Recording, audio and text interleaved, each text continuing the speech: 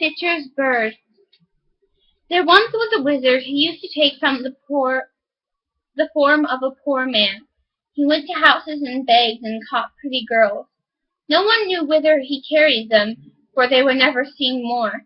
One day he appeared before the door of a man who had 3 pretty daughters. He looked like a poor, weak beggar and carried a basket on his back, as if meant to collect charitable gifts in. He begged for a little food, and when the eldest daughter came out and was just reaching him a piece of bread, he did but touch her, and she was forced to jump into his basket.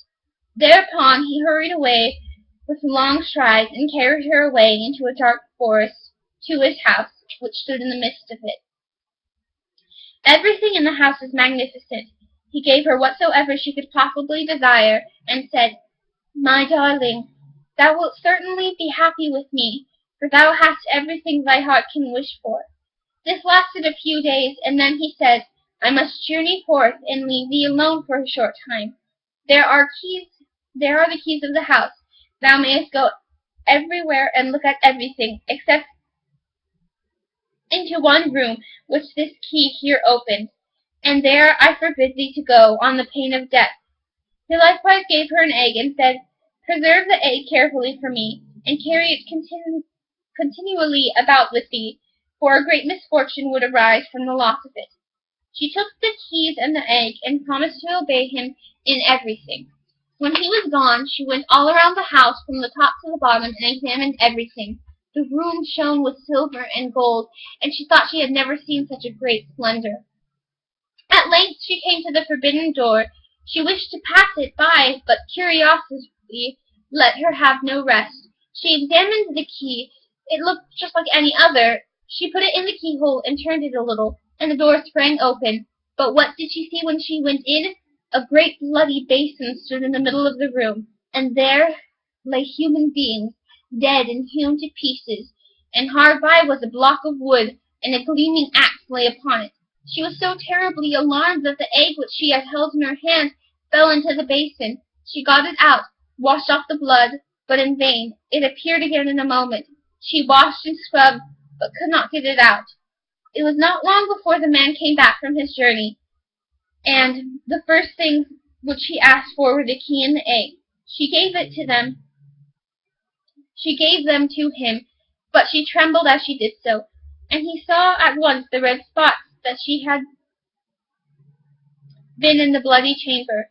"Since thou hast gone into the room against my will," he said, "thou shalt go back into it against thy own. Thy life is ended."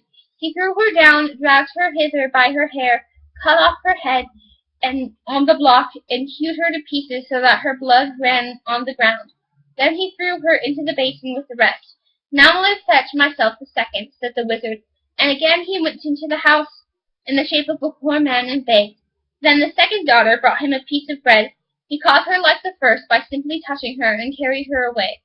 She did not fare better than her sister. She allowed herself to be led away by her curiosity, opened the door of the bloody chamber, looked in, and had to atone for it with her life on the wizard's return. Then he went and brought the third sister, but she was clever and crafty.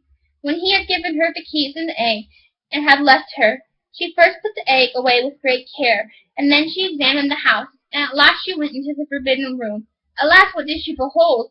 Both her sisters lay there in the basin, cruelly murdered and cut to pieces.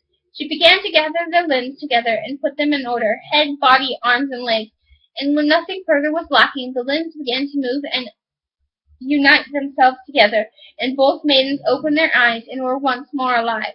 Then they rejoiced and kissed and caressed each other. On his arrival, the man at once demanded the keys and the egg, and as he could perceive no trace of blood on it, he said, "Thou hast stood the test, thou shalt be my bride." He had no longer any power over her, and was forced to do whatever she desired. "Oh, very well," said she, "thou shalt at first take a basket full of gold to my father and mother, and carry it thyself on thy back. In the meantime I will prepare for the wedding." Then she ran to her sisters, whom she had hidden in the little chamber, and said, "The moment has come when I can save you. The wretch shall himself carry you home again, but as soon as you are at home send help to me." She put both of them in the basket, covered them quite over with gold, so that nothing of them was to be seen. Then she called in the wizard and said to him, "Now carry the basket away, but I shall look through my little window and watch to see if thou stoppest on the way, or stand to rest."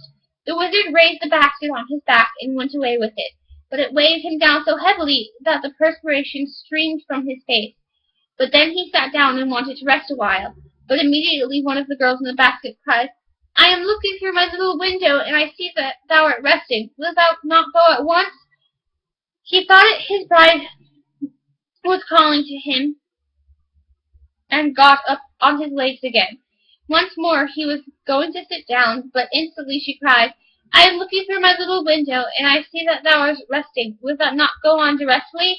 Whenever he stood still, she cried thus, and then he was forced to go onwards, until at last, groaning and out of breath, he took the basket with the gold and the two maidens into their parents' house. At home, however, the bride prepared a marriage feast, and sent invitations to the friends of the wizard. Then she took a skull with grinning teeth, and put some ornaments on it, and a wreath of flowers, carried it upstairs to the garret window, and let it look out from thence. When all was ready, she got into a barrel of honey, and then cut the feather bed open and rolled herself into it, until she looked like a wondrous bird, and no one would recognize her. Then she went out of the house, and on her way she met some of the wedding guests, who asked, "O Fitcher's bird, how comest thou here?" "I come from the Fitcher's house quite near." "And what may the young bride be doing?" "From cellar to garret she sweats all clean, and now from the window she's peeping, I ween." At last she met the bridegroom, who was coming slowly back. He, like all the others, asked, "O Fitcher's bird, how comest thou here?" "I come from Fitcher's house quite near." "And what may the bride be doing?" "From cellar to garret she sweats all clean, and now from the window she's peeping, I ween." The bridegroom looked up, saw the decked-out skull, thought it was his bride, and nodded to her, greeting her kindly. But when he and all the guests had gone into the house, the brothers and kinsmen of the bride, who had been sent to rescue her, arrived. They locked all the doors to the house, that no one might escape, set fire to it, and the wizard and all his crew were burned alive. The end.